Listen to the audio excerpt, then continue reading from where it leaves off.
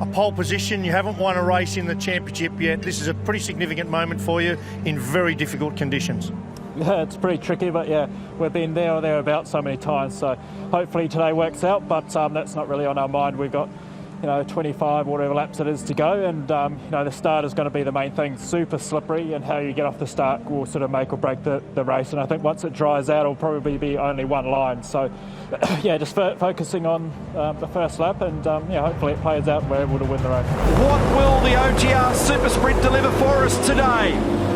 And look how they just gently ease them off the line. Mostert's done the best job.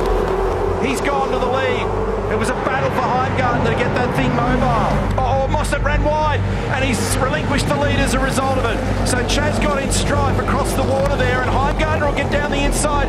And now, in fact, we've got a moment up the front, and Anton's gone wide down there as well, and he's dropped a bunch of places in that process. Heimgartner around the outside. He made a beautiful move on Mostert, and he's able to capitalise. So here's Heimgartner. He had to do this. Mostert comes in with him in behind his wing cup. And Will Brown goes to the lead. 4 tyres for everybody that started, remember, on wets. There's only 3 beneficiaries. Being brave. Did he get out? There's a little bump. Decision next. A 5-second time penalty for car 7. Yeah, 5-second time penalty for release. car 7 for a pit lane infringement. Well, I don't know how many times I've seen that happen in pit lane. Pretty much similar circumstance, and no one's got done for it. So that's a little bit frustrating, but Andre's just been mega all weekend, wet or dry. So hopefully he can just keep his head down and get a 5-second gap.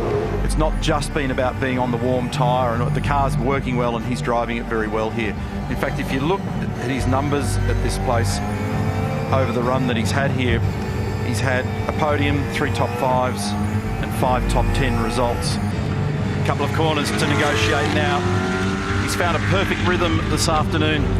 He squeezed every last millimetre of performance out of this car, and it's been a huge job not only for him but also for his team. So Mostert will be second, Di Pasquale's going to be third, but it's a final corner run now for Andre Heimgartner. He squares it up coming out of the final corner, and it is a first-time victory now for Andre Heimgartner, his first supercar win. Awesome, that was so good to watch. Andre Heimgartner, your first victory in supercars, your first visit to Pertec Victory Lane, mate. You're on fire.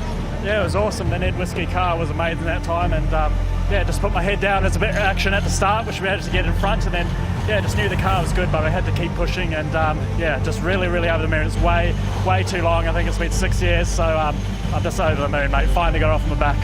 You got a 5-second penalty. Did the team tell you straight away? Or? So they never told me. I knew. So when we had contact, I'm like, oh geez, that just made it a lot harder for myself, and I knew I had to get 5 seconds. On the last lap is 4.5 seconds, I think. So I just knew, but they didn't tell me. But just over the moon, I was able to get that 5 seconds and get the win.